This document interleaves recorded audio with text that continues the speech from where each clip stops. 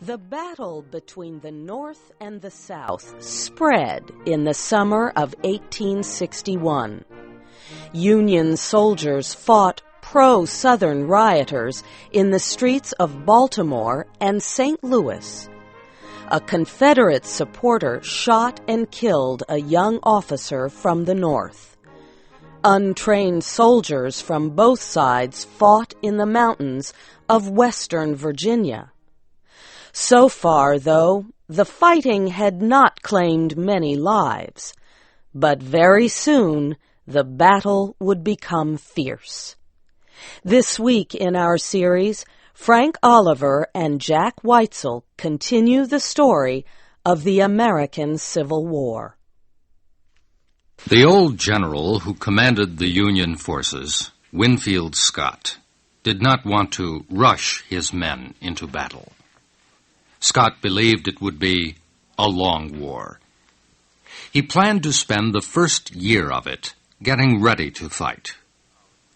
He had an army of thousands of men, and it would get much larger in coming months. But this army was not trained. His soldiers were civilians who knew nothing about fighting a war.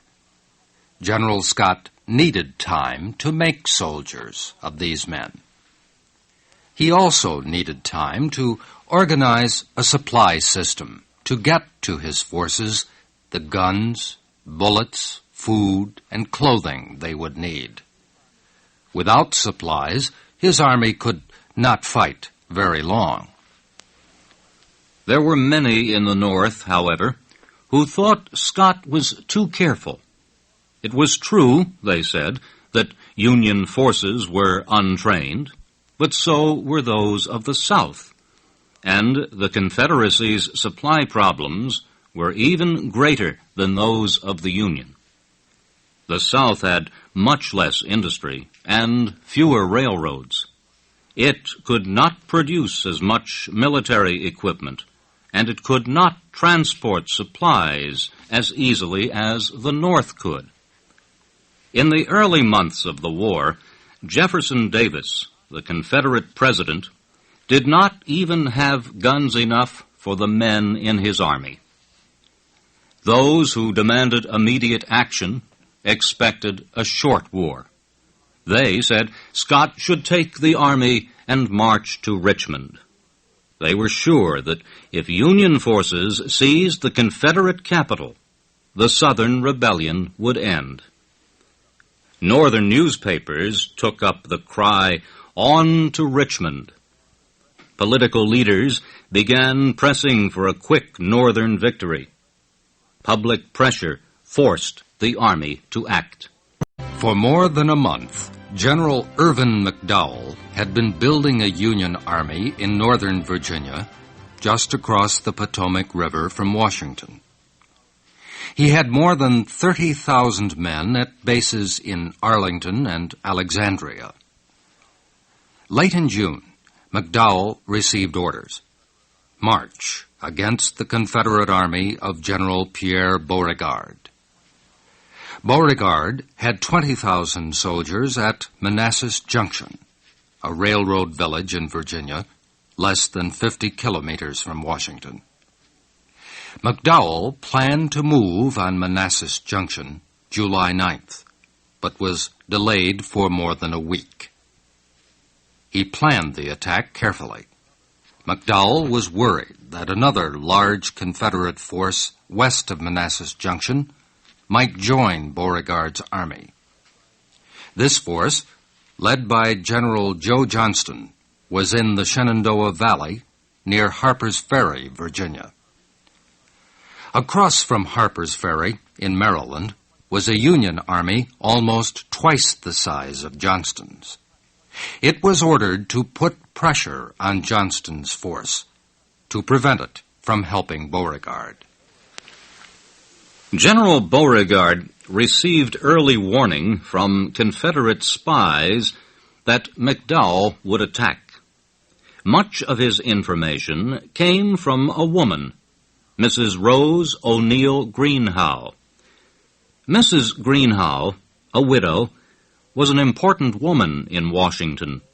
She knew almost all the top government officials, and she had friends in almost every department of the government.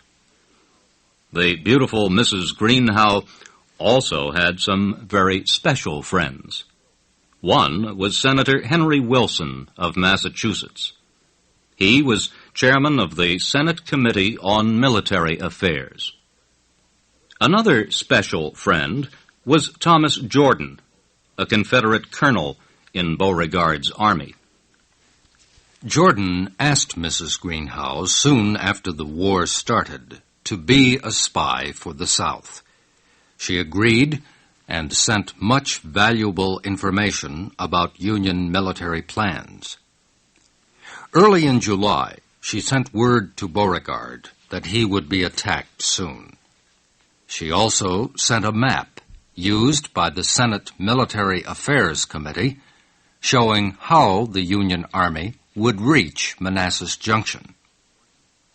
Then, on the morning of July 16th, Mrs. Greenhow wrote a 9-word message.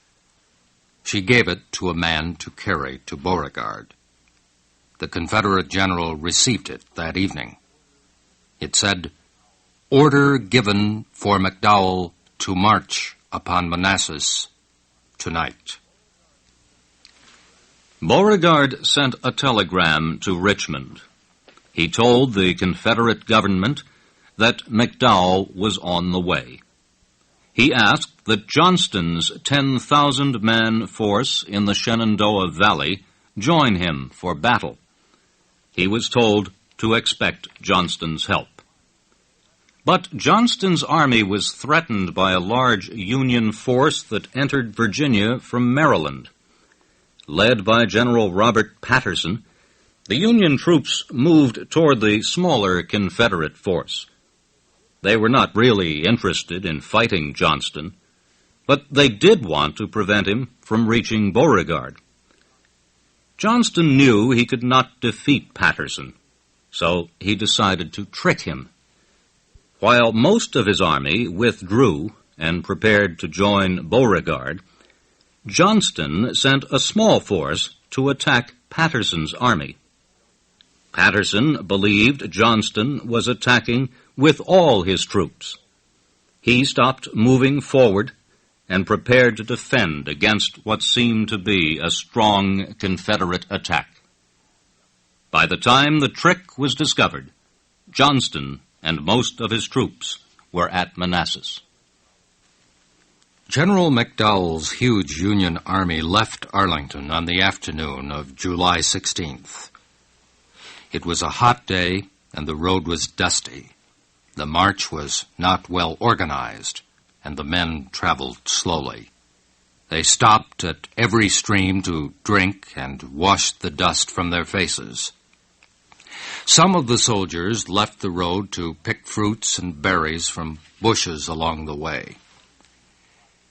To some of those who watched this army pass, the lines of soldiers in bright clothes looked like a long circus parade. Most of these men had not been soldiers long. Their bodies were soft and they tired quickly. It took them 4 days to travel the 45 kilometers to Centerville, the final town before Bull Run. The battle would start the next morning, Sunday, July 21st. The road from Washington was crowded early Sunday morning with horses and wagons, bringing people to watch the great battle. Hundreds of men and women watched the fight from a hill near Centerville. Below them was Bull Run. But the battleground was covered so thickly with trees that the crowds saw little of the fighting. They could, however, see the smoke of battle, and they could hear the sounds of shots and exploding shells. From time to time, Union officers would ride up the hill to report what a great victory their troops were winning. In the first few hours of the battle, Union forces were winning. McDowell had moved most of his men to the left side of Beauregard's army. They attacked with artillery and pushed the Confederate forces back. It seemed that the Confederate defense would break. Some of the Southern soldiers began to run, but others stood and fought. One Confederate officer, trying to prevent his troops from moving back, pointed to a group led by General T.J. Jackson of Virginia. "Look," he shouted, "there is Jackson standing like a stone wall. Fight like the Virginians." The Confederate troops refused to break. The fighting was fierce. The air was full of flying bullets. A newsman wrote that the whole valley was boiling with dust and smoke. A Confederate soldier told his friend, "Them Yankees are just marching up and being shot to hell." Neither side would give up. Then a large group of Johnston's troops arrived by train and joined in the fight. Suddenly, Union soldiers stopped fighting and began pulling back. General McDowell and his officers tried to stop the retreat, but failed. Their men wanted no more fighting. The fleeing Union soldiers threw down their guns and equipment, thinking only of escape. Many did not stop until they reached Washington. It was a bitter defeat, but it made the North recognize the need for a real army, one trained and equipped for war. President Abraham Lincoln gave the job of building such an army to General George McClellan.